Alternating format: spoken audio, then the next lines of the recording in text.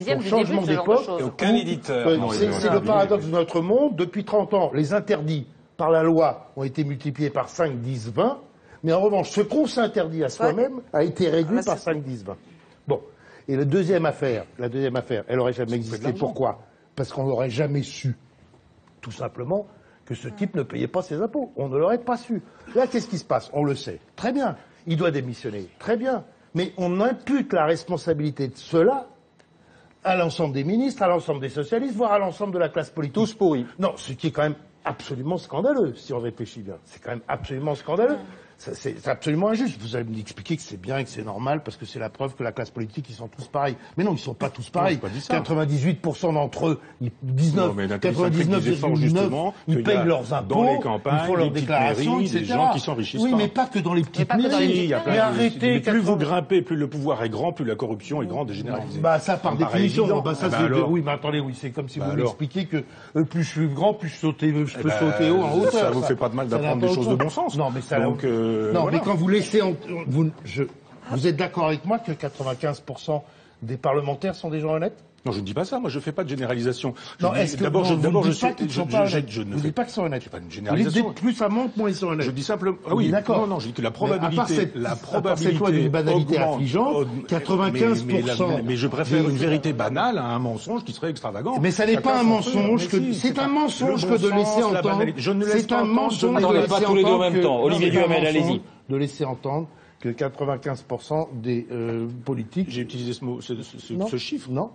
Mais d'accord. C'est un mensonge de laisser entendre que la plupart des politiques sont corrompus. J'ai pas dit ça. Non, vous n'avez pas dit ça, mais beaucoup de gens le disent et les Français le pensent. Et je ne parle pas qu'à vous, là, je parle aux gens qui disent cela et qui le pensent. Et je leur dis, parce qu'il faut le dire, même si c'est pas populaire, je le dis, dire cela, c'est dire une chose mensongère, c'est dire une chose profondément injuste pour les gens qui font cette tâche, qui a quand même beaucoup d'inconvénients, comme l'a dit Nathalie Saint-Cric, pour peu d'avantages qui est de la politique, je le dis d'autant plus que je n'en fais pas, et pour cause, et que si on continue comme ça, il faudra très peu, et seulement pour l'Europe, à tort certainement, mais très peu et exclusivement pour ça. Mais j'ai tout fait pour ne pas en faire ni avant ni après. Mais de toute façon, c'est pas mon cas qui est intéressant ici.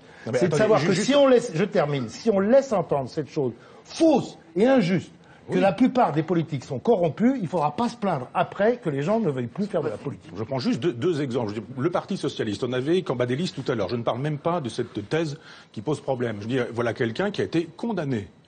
Pour la... Oui, d'accord, mais c'est fini. Oui, d'accord. Attendez, je finis ma démonstration. Je sais que vous avez des tendresses pour des gens condamnés. Allez-y, Michel Onfray. Chacun son truc. J'ai lu Les Misérables. Moi, je n'en ai pas. Oui, mais j'ai Jean Valjean. Oui, d'accord. Voilà. Oui, Strauss-Kahn et quelques autres, Polanski. Mais vous avez des délicatesses à l'endroit des gens. Et moi, j'ai pas de délicatesse. À l'endroit de ce monsieur, c'est la même chose avec Harlem Désir. Et quand il faut choisir un patron du PS, il n'y en a qu'un. Il y en a peut-être 300 qui voudraient ce poste-là. Pourquoi est-ce qu'on choisit quelqu'un qui a un casier judiciaire? Pourquoi, quand on le change, on en reprend un qui a exactement le même casier judiciaire? Pourquoi celui qui a un casier judiciaire qu'on a changé, on lui donne un poste de ministre? Pourquoi, quand ça marche pas son poste de ministre, on lui redonne un truc à l'Europe? Pourquoi est-ce que, etc. Pourquoi, quand on a le choix entre un nombre incroyable de gens qui sont susceptibles d'avoir le poste, on va choisir un type qui paie pas ses impôts alors qu'il y en a 200 qui avaient envie de ce poste de secrétaire et qu'on va choisir un corrompu? On choisit un corrompu. Je n'ai pas dit que tout le monde était corrompu. Mais ils ne savaient pas qu'ils payaient pas ses impôts, arrêtez. Alors c'est dangereux. Alors c'est dangereux parce que ça veut dire que le chef de l'État, quand il choisit ses ministres, il ne sait pas qui il choisit. Ce serait beaucoup plus dangereux s'il savait à l'instant ce que la situation de chacun sur ses impôts. On ne serait pas dans une démocratie. Ça s'appelle les renseignements généraux. Je crois qu'on a besoin de coups de balai, on est d'accord là-dessus. Mais je pense que la vraie raison... Oui, on a besoin d'un bon coup de balai dans la classe politique. Mais je pense que... Non, on a besoin d'un coup de balai dans la classe politique. Attendez, expliquez-vous.